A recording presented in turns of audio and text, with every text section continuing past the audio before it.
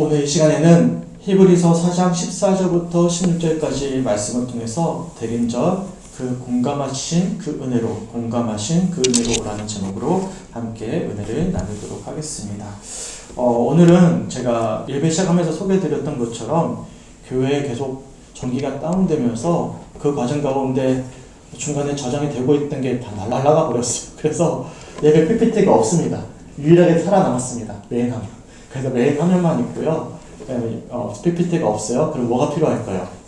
성경책이 필요합니다. 우리 서장님이 부득이한 사정으로 저 안산 지역에 다녀오시면서 꿈의 교회라고 큰 교회를 이제 출석을 하셨대요. 줄 지키기 위해 가셨는데 그 수천 명의 성도들 중에 성경책을 들고 오는 성도가 아무도 없더래요. 왜냐면 PPT 화면이 다 나오니까. 아무도 성경책 안 가져오더래요. 장로님 혼자만 들고 왔대요. 그래서 우리도 좀 그런 경우가 많지 않겠습니까? 성경책 다 펴시기 바랍니다. 오늘은 말씀을 성경에 찾아보면서 불편하겠지만 찾아보면서 함께 나누도록 하겠습니다. 중간에 제가 인용하는 책들도 있고요. 사진들도 다 날아갔기 때문에 그냥 귀로서 들으시면서 함께 은혜를 나누었으면 좋겠습니다. 우리는 지난 한 주 동안 히브리서 말씀과 야고보서 말씀을 읽고 묵상했어요.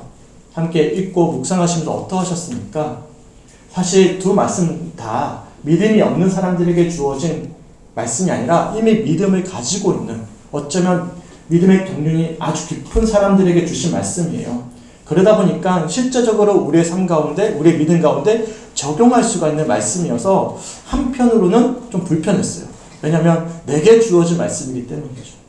달리편에서 이 히브리서와 야고보서 말씀은요, 믿는 자들에게 정신 차려라, 제발 좀 예수 잘 믿자, 좀 제대로 살아라, 그런 말씀이었어요. 그렇기 때문에 불편했습니다. 더군다나 어려웠어요. 왜냐하면 우리들에게 있어서 제사와 어떤 성전의 모든 제도들은 아주 어색한 것이고 모르는 것이지만 당시 유대인 출신 그리스도인들에게 아주 당연한 것이었거든요. 그래서 이 모든 것들이 당연하게 전해지고 있었기 때문에 우리들에게는 사실 그 말씀들이 어려웠습니다. 더군다나 야고보서 말씀들은요, 주제가 하나가 아니었어요. 잠언의 경언들처럼 다양한 어떤 내용들을 통해서 우리의 잘못을 실상 지적하고 있는 말씀이었기 때문에 불편하게 다가왔을 것입니다. 우리 성주교회 성도님들은 한 주 동안 히브리서 말씀과 야고보서 말씀을 읽고 묵상하시면서 어떠하셨습니까? 어떤 말씀에 은혜가 되셨고 도전이 되셨어요? 저는 개인적으로 그런데도 불구하고 굉장히 은혜가 되었던 말씀이 있었는데 그게 바로 오늘 본문의 말씀이었습니다.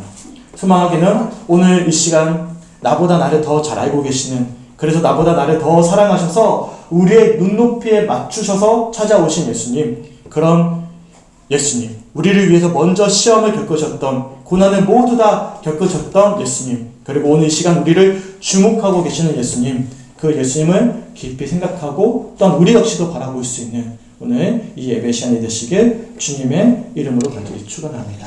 아멘. 제가 이미 지난 새벽 기도의 시간에, 수요 저녁 예배 시간에 소개해드렸던 것처럼 히브리서 배경은요, 오랫동안 믿음의 여정을 걸어왔던 유대인 출신 그리스도인들에게 주어진 말씀이었습니다.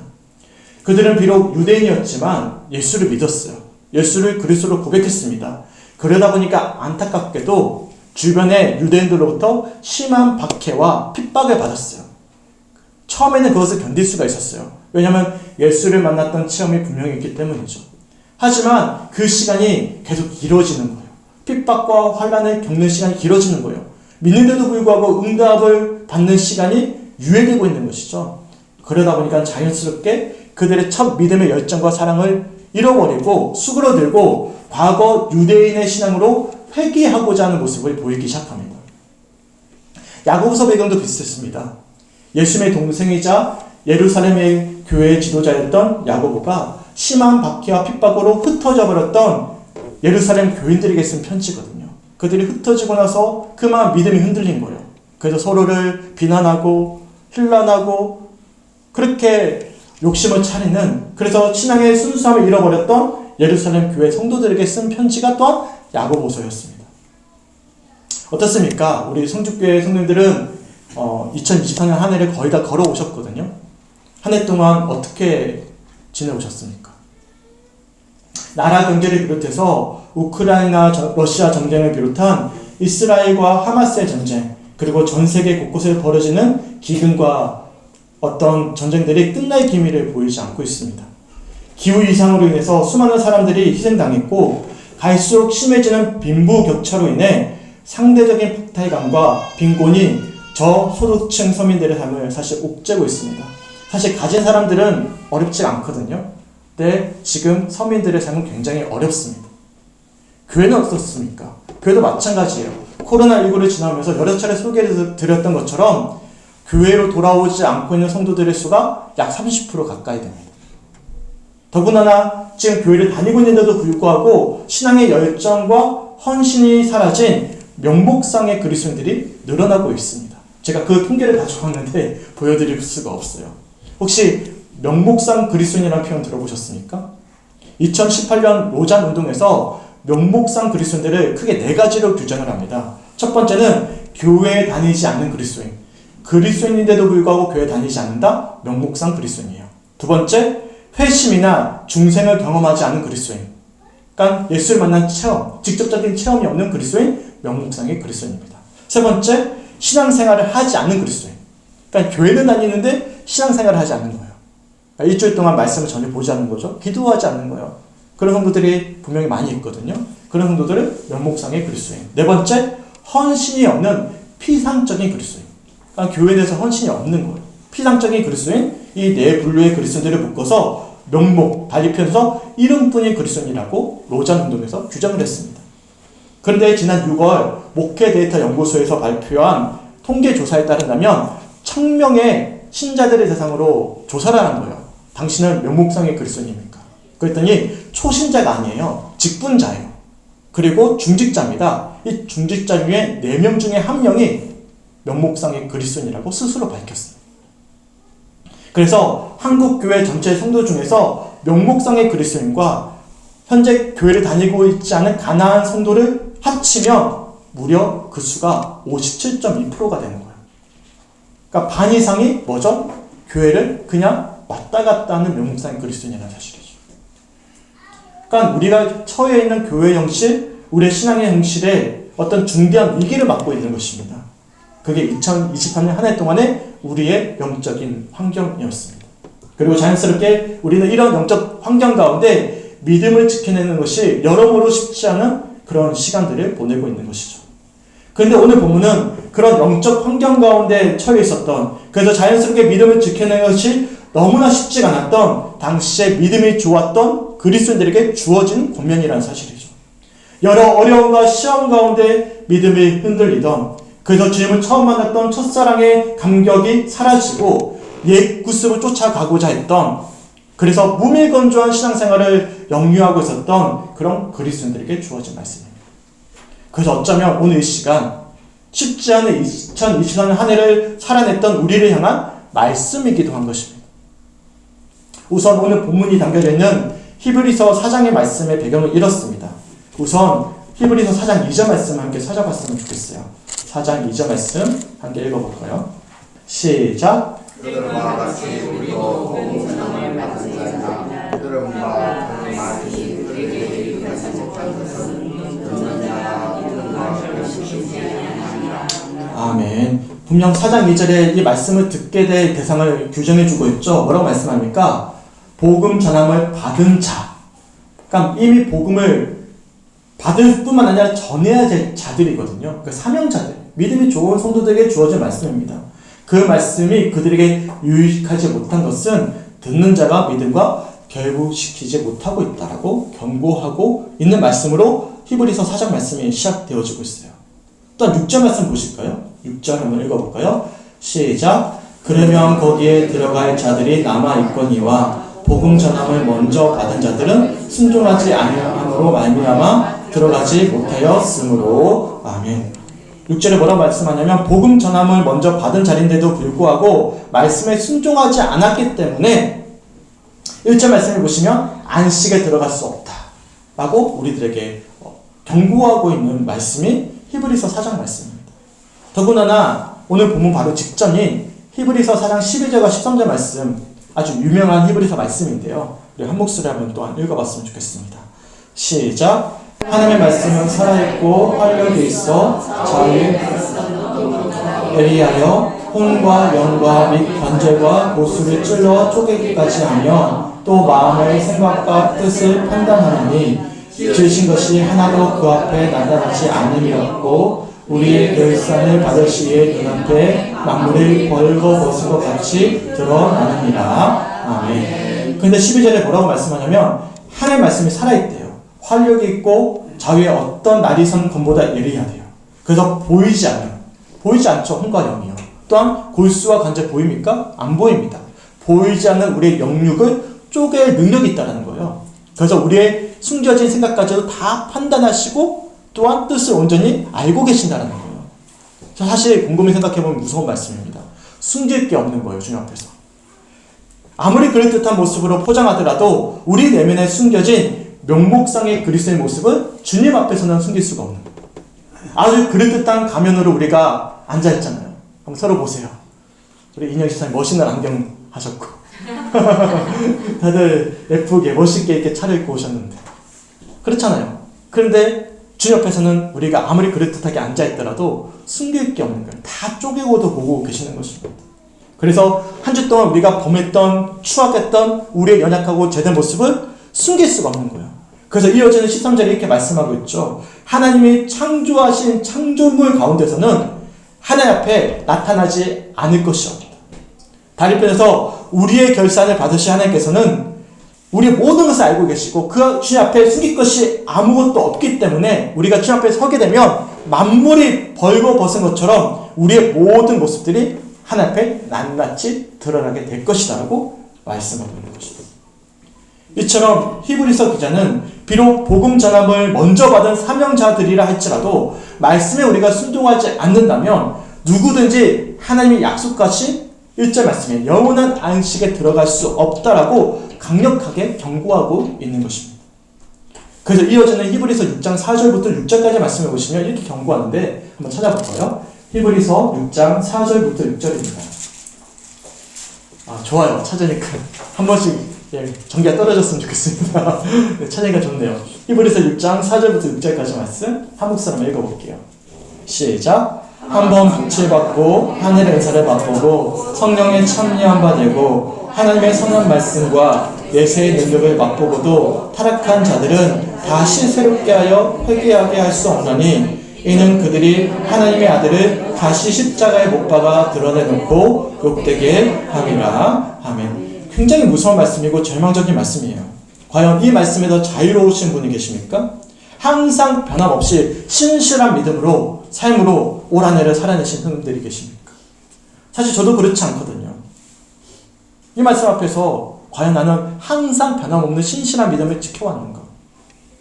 그래서 개인적으로 히브리서 4장을 비롯해서 이어지는 말씀들이 참 불편하게 다가왔어요. 또한 히브리서 10장 26절과 27절에도 이렇게 말씀하는데 한번 찾아볼까요? 히브리서 10장 26절과 27절 말씀입니다. 우리 한국 사람 읽어봤으면 좋겠어요. 히브리서 10장 26절과 27절입니다. 시작. 우리가 진리를 아는 지식을 받은 후 짐짓 죄를 범한 즉 다시 속지 않은 제사가 없고 오직 무서운 마음으로 심판을 기다리는 것과 대적하는 자를 태울 맹렬할 불만이 있으리라. 아멘. 우리가 예수를 아는 지식을 얻었어요. 그런데도 불구하고 다시금 우리가 죄를 범한다면 우리에게 속지 할 제사가 주어지지 않는다는 것. 우리에게 주어질 미래는 맹렬한 불만이 기다리고 있다는 것. 그러니까 믿는 자들에게 주어지는 아주 무서운 경고의 말씀이죠. 얼마나 절망적인 말씀입니까? 군대에 새로 신병이 들어오면 이런 장난을 쳐요. 저는 이제 조교를 하다 보니까 총기 수입을 참 많이 했는데요. 개인 총기를 점검하는 시간을 보면 총기를 다 분해를 하고 닦습니다. 닦다 보면요, 총열이 있어요. 아시죠? 탄환이 쫙 지나가는 총열인데 이 총열을 거꾸로 들어서 보게 합니다.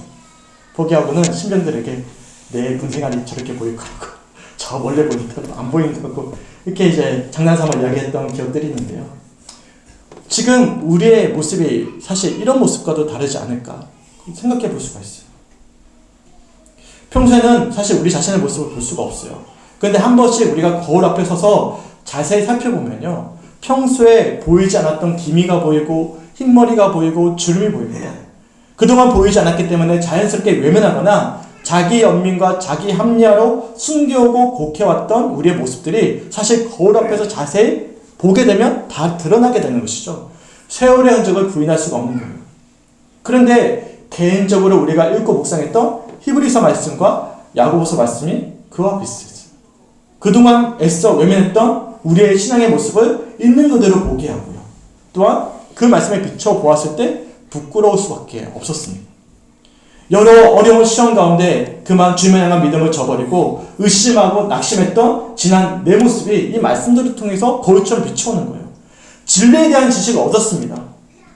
하지만 여전히 죄를 짓고 있는 제 모습들, 그럴듯한 목회자의 모습으로 서 있고자 저 자신을 기만하는 모습들, 마치 거꾸로 든 총열의 끝을 보는 듯한 그런 절망적인 마음이 사로잡았습니다. 우리 성주교회 성도들 한 주 동안 히브리서와 야고보서 말씀을 읽고 묵상하시면서 어떠하셨습니까? 이게 전반적인 내용이에요. 지금 절망적인 상황 속에 처해 있는 믿음이 좋은 성도들에게 이 말씀이 주어지고 있는 거예요. 근데 놀랍게도 이어지는 오늘 본문 말씀을 보시면 이렇게 말씀해요. 제가 한 주 동안 말씀을 묵상하면서 여러모로 참 마음이 어려웠습니다. 비춰지니까 제 모습이. 그런데 이 말씀들은요, 우리를 절망으로 밀어붙이는 말씀이 아니었어요. 도리어 절망할 수밖에 없다는 사실을 인정하게 하는 말씀이고, 그러기 때문에 우리들에게 놀라운 은혜가 주어졌음을 깨닫게 하는 말씀이었습니다. 우선 오늘 본문 히브리서 4장 14절 말씀을 함께 찾아서 읽어봤으면 좋겠습니다. 히브리서 4장 14절 말씀입니다. 한 목소리만 읽어볼게요. 시작. 그러므로 우리에게 큰 대적이 곧 하나님의 아들 예수시라 우리가 믿는 도리를 굳게 잡을지어다. 아멘. 대림절이 시작되면 제일 먼저 대림절이 찾아왔음을 알리는 신호가 있죠. 무엇입니까? 불빛이에요. 지금도 앞에 보시면 뭐가 켜져 있죠? 대림절 초에 불이 켜졌습니다. 또한 틀에 보면 뭐가 켜졌죠? 불이 켜졌습니다. 들어오는 입구에 보시면 뭐가 세워져 있죠? 등불이 세워져 있습니다. 그래서 어두운 저녁에 본당에 앉아있으면 평소보다 훨씬 좋아요. 틀에 빛이 비추니까 훨씬 더 아름답고 또 자연스럽게 설레는 마음이 듭니다. 그런데 참 신기하죠. 대림절은 항상 한 해의 마지막, 그리고 밤이 가장 깊은 순간에 우리들에게 찾아옵니다. 가장 어두운 날, 가장 추운 날, 대림절의 빛이 우리에게 비춰오는 것이죠. 이처럼 우리 예수님은 절망 가운데 찾아오신 분이십니다. 어둠을 밝게 비추는 빛처럼 찾아오셨습니다. 우리의 희망이자 소망으로 찾아오셨습니다. 그래서 본문 14절을 보시면 우리에게 큰 대제사장과 같으신 하나님의 아들 예수 그리스도를 우리가 붙잡아야 된다고 말씀하고 있는 거예요. 왜요? 우리에게는 절망밖에 없기 때문에. 주님의 심판이 기다리고 있기 때문에 그런 것이죠. 그래서 히브리서 3장 1절에 보시면 이렇게 말씀을 하는데 찾아봤으면 좋겠어요. 히브리서 3장 1절 말씀 함께 찾아서 한번 읽어볼게요. 히브리서 3장 1절입니다. 시작. 그러므로 함께 하늘의 부르심을 받은 거룩한 형제들아, 우리가 믿는 도리의 사도이시며 대제사장이신 예수를 깊이 생각하라. 아멘. 그래서 절망 가운데 있는 히브리 성도들에게, 또한 우리들에게 권면을 주고 있는 것입니다. 누구를 깊이 생각하라고요? 예수를 깊이 생각하라. 또한 히브리서 마지막 말씀 중에 하나인데요. 히브리서 12장 2절 말씀도 한번 찾아봤으면 좋겠습니다. 12장 2절 말씀도 이렇게 말씀하는데 함께 읽어봤으면 좋겠어요. 시작. 믿음의 주요 또 온전하게 하시는 이 예수를 바라보자. 그는 그 앞에 있는 기쁨을 위하여 십자가를 참으사 부끄러움을 개의치 아니하시느니 하나님 보좌 우편에 앉으셨느니라. 아멘. 누구를 바라보자고 우리들에게 권면해 줍니까? 우리를 온전하게 하시는 이 예수를 바라보자라고 우리들에게 권면해 주고 있는 것이죠. 이처럼 히브리서 기자는 우리의 절망을 마치 거울에 비추는 것처럼 바라보게 했지만, 그렇기 때문에 절망할 수밖에 없기 때문에 우리의 참된 소망이 되시는 예수를 깊이 생각하고 바라볼 것을 권면하고 있는 것입니다. 그래서 오늘 본문 14절에 보시면 히브리서 4장 14절이죠. 뭐라고 우리들에게 권면해주고 있죠? 믿음으로 예수를 굳게 잡아야 된다고 권면해주고 있는 것입니다. 그렇다면 왜 예수님이 우리의 소망이 되십니까? 왜 우리는 절망 가운데 예수를 붙잡아야 하는 것입니까? 제가 이번 주에 우연히 유튜브를 보다가 오륜교회 혹시 들어보셨어요? 다니엘 기도회 하는 교회인데요. 그 교회 담임 목사인 김은호 목사님이 은퇴를 하셔요. 그러니까 65세 자원 은퇴를 하십니다. 하시면서 이제 후임자를 정해놓고 이제 승기하는 그러니까 취임 예배를 제가 보게 되었어요. 그런 과정 가운데 제가 인터뷰를 보았습니다. 개인적으로 그 목사님에 대한 호불호는 사실 있어요. 하지만 호불호를 떠나서 여러 이유를 떠나서 자원 은퇴를 한다는 것은 쉽지 않거든요. 그 자리에서. 그래서 저는 참 기감이 되었습니다. 그러다가 인터뷰를 보는데 한 내용이 굉장히 공감이 되었어요. 아주 간단한 내용인데 한 부분만 좀 소개해 드릴게요. 목사님들에게 아니 왜냐 그러면 나보다도 훌륭하고 똑똑하고 경험도 많으신 분들이 많은데 왜 나에게 굳이 이 멘토링을 해달라고 그랬냐 그랬더니 그분들이 한결같은 요구가 이겁니다. 목사님이 유학파가 아니잖아요. 그래서 내가 유학을 안 간 거에 대해서 이번에처럼 내가 은혜 받은 적이 없다니까. 유학을 갔다 와서 큰 교회를 맡으신 분들은 개척교회 목회자의 심정을 모른대요. 교인 20명이었을 때 30명 지하교회에서 그 목회자의 심정이 어떤 건지를 모르기 때문에 멘토링이 불가능하다는 거죠. 근데 저는 정말 감사하게도 유학도 갔다 오지 않았고 개척교회를 해봤기 때문에 정말 20명, 30명 이었을 때의 그 목회자의 심정을 알 수 있거든요. 헨리 나우데이스는 상처 입은 치유자를 보시면 이렇게 이야기를 합니다. 제가 못 가져왔어요. 날라가서. 그냥 읽어드리겠습니다. 잘 들어보세요. 고통의 상황 속으로 들어가지 않고서 고통을 없애버릴 수 있는 사람이 어디 있겠습니까?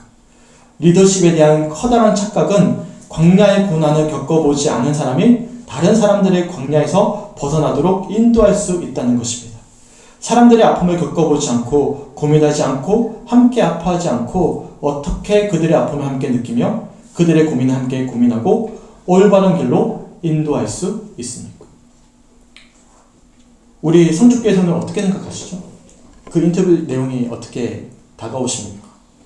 개인적으로 제게 있어서 신앙의 정말 중요한 가치 중에 하나를 손꼽으라고 이야기한다면 저는 고민하지 않고 딱 한마디 할 수가 있습니다. 신앙인으로서 정말 가져야 되고 또한 우리가 붙잡아야 될 가치가 있는데 그 가치는 저는 공감이라고 생각합니다. 공감.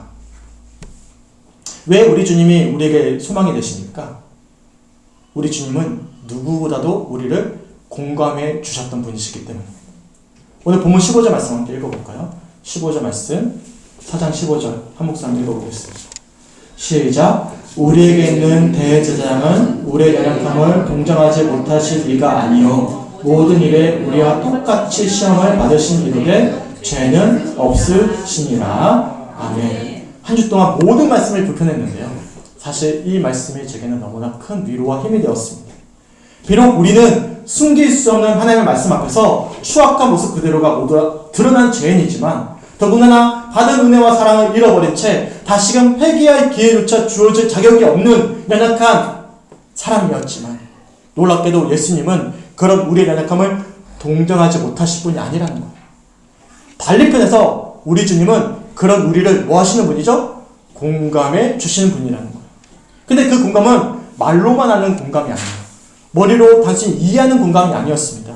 그 공감은 우리가 똑같은 모습으로 오셔서 우리가 똑같이 시험을 경험하신 공감이었어요. 아무런 죄가 없으신 예수님께서 우리가 겪어야 될 죄 모든 결과를 모두 감당하시고 경험하셨다는 사실입니다. 놀라운 것입니다. 세상의 모든 종교는요 위로 올라갑니다. 전능자 신을 경배합니다. 하지만 기독교는요 아래로 내려왔습니다. 세상의 모든 종교는 신은 경배받아야 될 대상이지 우리가 섬김을 받아야 될 대상은 아닙니다. 그런데 놀랍게도 우리 예수님은 이 땅으로 내려오셨고 우리를 위해서 모든 죄를 짊어지시고 우리를 섬겨주신 분이십니다. 똑같이 시험을 당하신 거예요. 이건 어느 종교에서 찾아볼 수 없는 모습이죠. 그리고 그 출발이 있습니다. 무엇입니까? 유한한 인간의 아기의 몸을 입고 이 땅 위에 오신 것입니다. 그래서 훌륭한 신학자였던 제임스 피커가 하나님을 아는 지식이라는 책이 있어요. 그 책에서 이렇게 표현을 합니다. 제가 한 부분 읽어드릴게요. 하나님이 인간이 되셨고 신의 아들이 유대인이 되셨다. 전능자가 무력한 인간 아기로 지상에 나타나셨다. 할 줄 아는 일이라고는 누워서 말똥말똥 바라보며 꼼지락거리고 소리를 내는 것뿐이었다. 다른 모든 아이처럼 누가 먹여주고 기저귀를 갈아주고 말을 가르쳐야 했다. 하나님의 아들이 실제로 유아가 되셨다. 생각할수록 머리가 어지러진다. 그 어떤 픽션에도 이 성육신의 진리만큼 기상천외한 요소는 없다. 신이 아기가 된 거예요. 누군가의 도움을 받아야만 되는 존재가 된 것입니다. 그렇다면 왜 예수님은 이처럼 우리와 같은 모습으로 이 땅에 오셔서 우리와 같은 모습으로 시험을 겪으셨고 왜 우리의 모든 죄를 짊어지시고 십자가에서 죽으신 것입니까? 이어지는 16절 말씀 함께 읽어봤으면 좋겠어요. 본문 16절 히브리서 4장 16절입니다. 시작. 그러므로 우리는 긍휼하심을 받고 때를 따라 돕는 은혜를 얻기 위하여 은혜의 보좌 앞에 담대히 나아갈 것이니라. 아멘. 무엇 때문이죠? 우리를 긍휼히 여기시기 때문입니다. 우리를 공감하시기 때문입니다. 우리를 사랑하시기 때문입니다. 그렇게 우리를 공감하셨던 예수님이 이 땅에 오신 거예요. 그러기에 우리가 그 은혜로 나아갈 수가 있는 것입니다. 바로 어두운 우리 가운데 빛을 비추시는 대림절, 오늘 이 시간 공감하신 그 은혜로 우리 모두 다 나아갈 수가 있는 거예요. 누구보다도 나를 잘 알고 계시는 주님, 그렇게 우리를 공감하시기 위해 유한한 피조물로 오셔서 우리와 똑같은 시험을 받으신 주님, 그 놀라운 주님의 은혜와 사랑을 공감받으며 공감할 수 있는 우리 성주교회 성도들의 대림절 기간이 되시길 주님의 이름으로 간절히 축원합니다. 아멘. 제가 마지막으로 영국의 소설가이자 신앙이었던 도로시 세이어즈의 고백을 소개해드리면서 좀 말씀을 마무리하겠습니다. 성육신이란 어떤 이유로든 하나님이 우리를 넘어지도록, 고생하도록, 슬픔과 죽음을 당하도록 그냥 두시기로 하셨다는 뜻이다. 단 그분 자신도 정직하고 용감하게 똑같은 삶을 감수하셨다. 그분은 자신이 당하지 않으신 일이라면 그 무엇도 인간에게 요구하지 않으신다. 가정생활의 사소한 짜증, 고된 일과 재정 부족의 답답한 굴레서부터 가장 참혹한 고통과 수모와 폐벌과 절망과 죽음에 이르기까지 인간의 모든 경험을 친히 겪으신 그분이다. 그분은 가난하게 태어나 무한한 고통을 당하셨고 이 모두를 우리를 위해 얼마든지 가치 있게 여기셨다. 무슨 말씀일까요? 우리 예수님은 누구보다도 우리를 알고 계셨고 누구보다도 우리를 사랑하셔서 공감하시기 위하여 아기 몸을 입고 이 땅에 오셨다는 거예요. 그리고 가난한 자들의 삶 가운데 함께 살아내시며 그들의 모든 아픔을 함께 겪으시고 더 나아가 우리의 모든 절망적인 죽음의 문제를 십자가에 짊어지시고 돌아가셨다는 거죠. 그것이 바로 우리 예수 그리스도의 놀라운 사랑이자 은혜이자 공감이라는 사실을 기억할 수 있는 우리 모든 성주교회 성도들이 되시길 주님의 이름으로 간절히 축원합니다. 아멘. 제가 이제 어느 정도 나이가 차기 시작했어요. 아직 정치하면 죄송합니다. 정말 민망하지만 조금씩 나이가 차기 시작했어요. 그래서 이제 우리 동기들 목회자들이 있지 않겠습니까? 150명 정도가 입학을 했는데 한 50명 남았어요. 이제 50명 정도 목회를 하고 있는데 100명은 사라지고 50명 정도가 목회하고 있는데 남아있는 목회자들이 서로가 서로를 힘을 줘야 되잖아요. 근데 한 명의 공감하는 친구를 찾기가 참 어렵습니다. 그게 현실이에요. 서로 시기하고 질투하고 서로 어떤 자격지심을 가지고 그래서 잘하면 막 박수 쳐줘야 되고 못하면 막 격려해줘야 되는데 반대의 마음을 가질 때가 참 많습니다. 주변 한번 돌아보세요. 정말 있는 모습 그대로 내 추억한 모습 그대로 다 틀어낸 친구가 곁에 계십니까? 심지어는요 제 아내가 옆에 함께 자고 있는데도 말 못할 고민이 있어요. 사실 거의 다 털어놓는데도 불구하고 어떨 때는 아내가 옆에 있는데 너무 외로울 때가 있어요. 그게 우리의 인생입니다. 그런데 누가 오신 거예요? 그럼 우리를 누가 알고 계신 거예요? 우리의 이건 영적인 궁핍함이거든요. 근원적인 궁핍함이에요.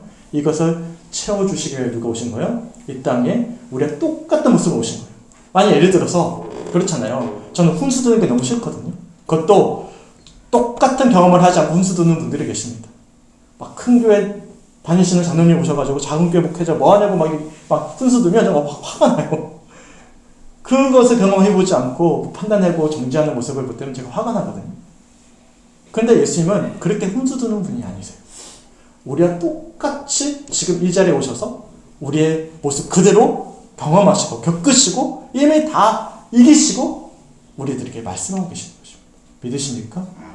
이미 우리 주님은 상처 입은 치유자가 되셨어요. 그냥 치유자가 아닙니다. 상처를 입으신 치유자입니다. 이미 우리가 겪어야 될 상처를 다 경험하신 분이십니다. 어떻게 오셨어요? 갓난 아이로 오신 거예요.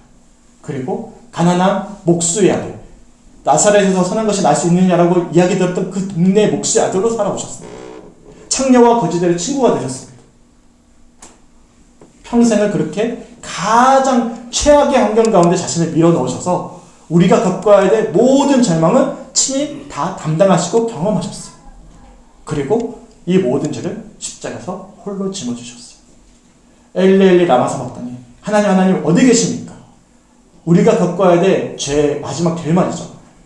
하나님의 부재를 십자가 위에서 경험하셨습니다. 결국에는 우리가 겪어야 될 모든 영적인 공고함을 이미 예수님이 다 경험하셨다는 사실입니다. 그러기에 우리 주님은 누구보다도 누구를 아실까요? 나를 잘 알고 계시는 거예요.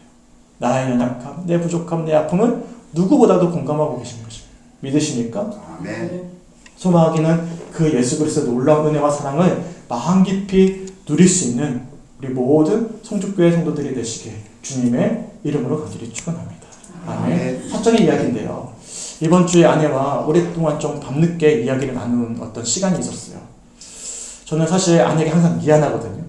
아내의 마음을 충분히 공감해주지 못할 때도 있고 필요를 채워주지 못할 때도 있고 고생시키는 것 같아서 제가 좀 고생을 많이 시키거든요. 항상 미안해요. 그런데 아내가 그런 이야기를 하는 거예요. 자기는 항상 즐겁고 행복하대요. 아, 이상하네. 지금 분명히 돈이 없는데 내가 지금 말을 안 듣는데 그렇게 행복하지? 물어봤더니 대림절을 맞이해서 계속 말씀을 묵상한대. 내가 예수님을 묵상한대. 그래서 너무너무 즐겁대요. 참 이상한 사람인데 행복할 수가 없는데 행복하대요. 남편이 채워줄 수 없는 게 있는데. 너무 감사했어요. 예수님이 지금 우리 아내와 함께하고 있구나. 이것이 죄송해요. 저 아내 막 이렇게 팔부춤 높이는 것처럼 보이는데 그게 아니에요. 예를 드는 것입니다. 되게 싫어한다는데 예를 드는 거예요. 네, 우리도 마찬가지입니다. 누구에게 위로받을 이유가 없어요. 우리에게 누가 계시죠? 누구보다도 나를 잘 알고 계시고 나를 공감하시고 나의 모든 것을 다 담당하셨던 누가 계시죠? 예수님이 지금 이 시간 우리의 심령 가운데 찾아와 계십니다. 어두운 우리의 마음 가운데 밝은 빛을 비춰주셨습니다. 아멘. 그 공감하신 그 은혜로 대림절을 소망할 수 있는 우리 모든 성죽교회 성도들이 되었으면 좋겠어요. 그리고 그 사랑을 받은 자들은 또한 공감할 수가 있습니다. 용납할 수가 있고 상대방을 수용할 수가 있습니다. 다른 표현할까요? 사랑할 수가 있습니다. 받은 것 때문에 사랑하는 게 아니죠. 이미 우리는 받았기 때문에 받지 않더라도 공감을 받지 않더라도 내가 헌신하더라도 내가 사랑할 수가 있어요. 왜요? 이미 우리는 예수로 인하여 공감받고 있기 때문에 그렇습니다. 이것이 그리스도인들에게 주어진 놀라운 축복입니다. 소망하기는 공감하신 그 은혜 그대로 예수 그리스도를 주목하고 생각하고 그 은혜를 간절히 사모하면서 누릴 수 있는 우리 대림절 기간이 되시길 주님의 이름으로 간절히 축원합니다. 함께 찬양하고 기도했으면 좋겠습니다. 제가 악보 사이에 함께 기도 사이에 악보를 넣어드렸거든요. 이 찬양 좀 잘 모르실 수도 있겠지만 함께 찬양하시고 특별히 이 가사를 기억하시고 그 놀라운 사랑, 십자가 자체가 우리를 공감한다라는 아주 대표적인 증거입니다. 그 십자가의 사랑, 우리를 공감하시고 사랑하시는 그 은혜의 사랑을 우리가 고백합니다. 주님, 어두운 우리의 신앙 가운데 한 해에 퍽퍽했던 우리의 신앙의 여정 가운데 빛을 비춰주시고 그 사랑으로 충만히 구하는 오늘 이 시간 또한 대림절이 될 수 있도록 인도하여 주시옵소서. 함께 찬양하고 기도하는 이 시간이 되었으면 좋겠습니다.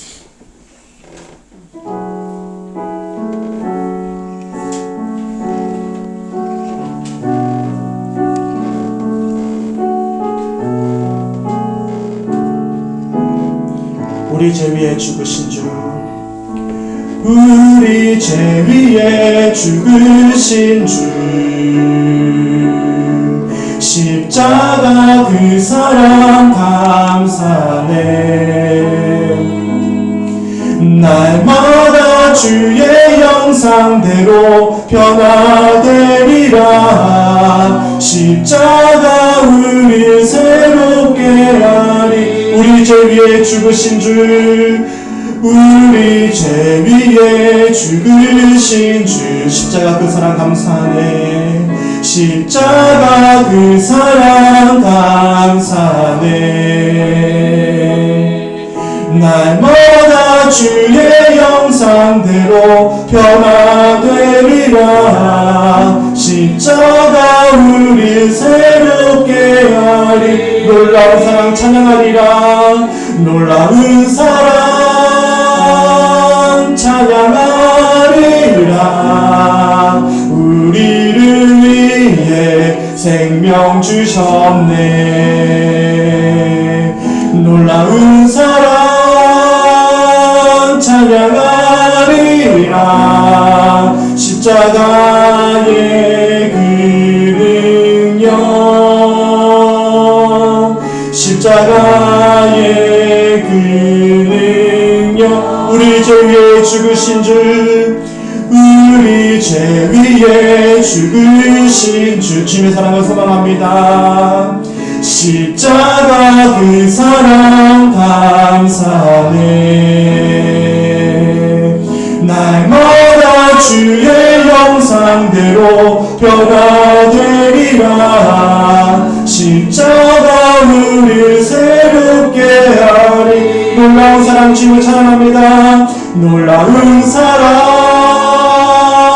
찬양하리라. 우리를 위해 생명 주셨네. 놀라운 사랑 찬양하리라. 십자가의 그 능력, 십자가의 그 능력. 놀라운 사랑 찬양하리라. 놀라운 사랑 찬양하리라. 우리를 위해 생명 주셨네. 놀라운 사랑 찬양하리라. 십자가의 그 능력, 십자가의 그 능력. 한번 고백합니다. 놀라운 사랑 찬양합니다. 놀라운 사랑 찬양하리라. 우리를 위해 생명 주셨네. 놀라운 사랑 찬양하리라. 십자가의 그 능력, 십자가의 그 능력, 십자가의 그 능력, 십자가의 그 능력, 십자가의 그 능력, 십자가의 그 능력.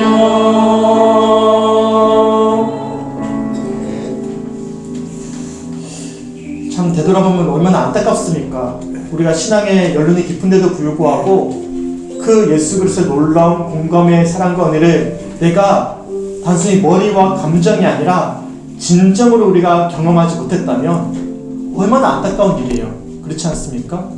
이거는 세상이 줄 수 없는 거거든요. 누구도 나를 이해할 수 없고 누구도 나를 모두 다 용납할 수 없는데 우리 주님은 이미 나를 용납하시고 공감하시고 용서하시고 사랑하신단 말이죠. 이것은 억만금을 줘도 받을 수 없는 그런 놀라운 사랑인데 우리가 오랫동안 신앙생활을 하는데도 불구하고 이어왔는데도 불구하고 그 공감의 은혜를 내가 이 시간 누리고 있지 못하다면 얼마나 안타까운 일입니까? 주여 불쌍히 여겨주시옵소서. 주여 예수 그리스도의 놀라운 그 사랑, 공감하신 그 은혜대로 내 어두운 심령 가운데 빛을 비춰주신 예수님을 꼭 만나는 대림절기와 또한 성탄절이 될 수 있도록 인도하여 주시옵소서. 저는 그 시간을 미루지 않기 원합니다.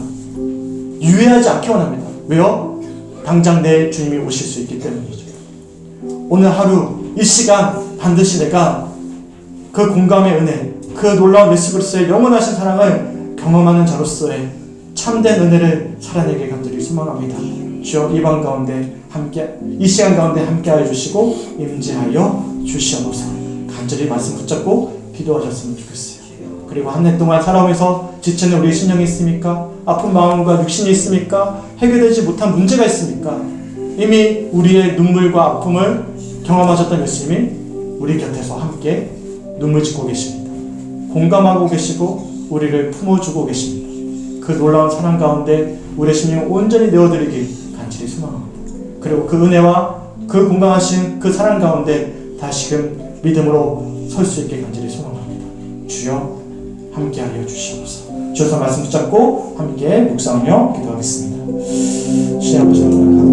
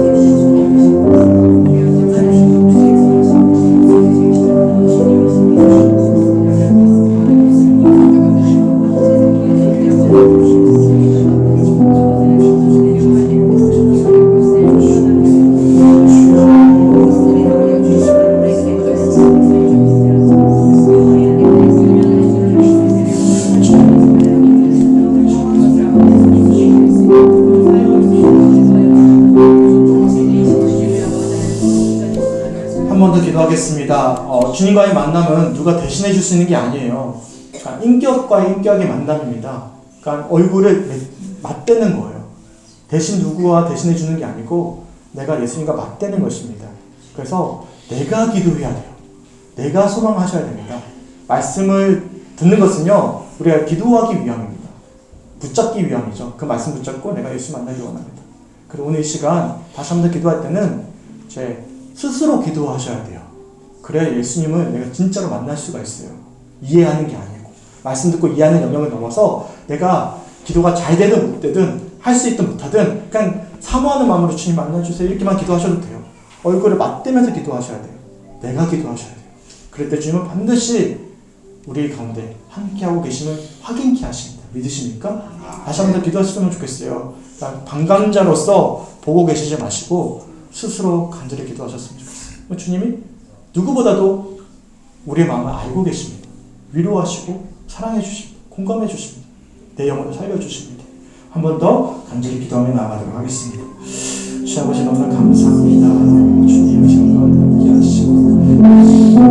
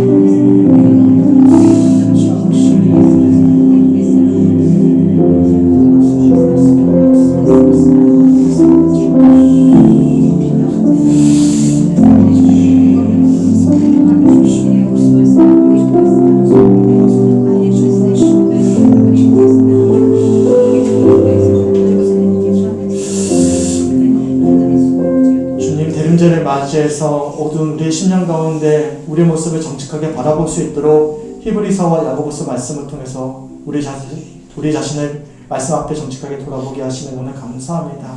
얼마나 우리가 절망적인 상황 가운데 영적으로 놓여있는지를 돌아보게 하시고 또한 그러기 때문에 다시금 예수를 깊이 생각하고 주목할 수 있도록 인도하여 주시면 너무나 감사합니다. 어두운 우리의 심령 가운데 빛을 비춰주시는 그 예수 그리스도를 기다리는 이 대림절, 주님 그 예수님의 놀라운 은혜와 그 사랑을 다시 한 번 더 소망할 수 있는 믿음을 주시고 또한 간절함을 주셔서 누구보다도 나를 잘 알고 계시고 나를 사랑하시고 누구보다도 나를 위해서 공감하시며 눈물을 흘리시며 동행하시는 그 예수님의 놀라운 사랑과 은혜를 영원히 누릴 수 있는 진정한 참된 그리스도인들이 될 수 있도록 인도하여 주시옵소서. 교회만 오가는 묘목상의 그리스도인들이 아니라 세상에 줄 수 없는 영원한 예수 그리스도의 사랑을 힘입어서 또한 우리 역시도 사랑하며 공감하기에 부족함이 없는 삶을 살아내는 진정한 그리스도인들의 삶을 살아내는 우리 모든 성축교회 성도들이 될 수 있도록 역사해 주시고 특별히 빛을 비춰주실 이 대림절 예수님을 간절히 사모하며 기다림으로 말미암아 예수님의 놀라운 사랑, 그 궁금하심의 그 은혜대로 한 주간의 삶을 살아내는 우리 모든 성축교회 성도들의 아버지의 삶이 될 수 있도록 축복하시고 인도하여 주시옵소서. 입술을 열게 하시고 마음을 열게 하시고 우리의 시선을 주님을 주목할 수 있도록 인도하여 주셔서 우리와 동행하시는 예수님과 날마다 함께하는 은혜가 있는 한 주간의 삶이 될 수 있도록 주님 역사하여 주시옵소서. 감사드리며 우리를 사랑하시는 예수 그리스도의 이름으로 간절히 기도드렸습니다.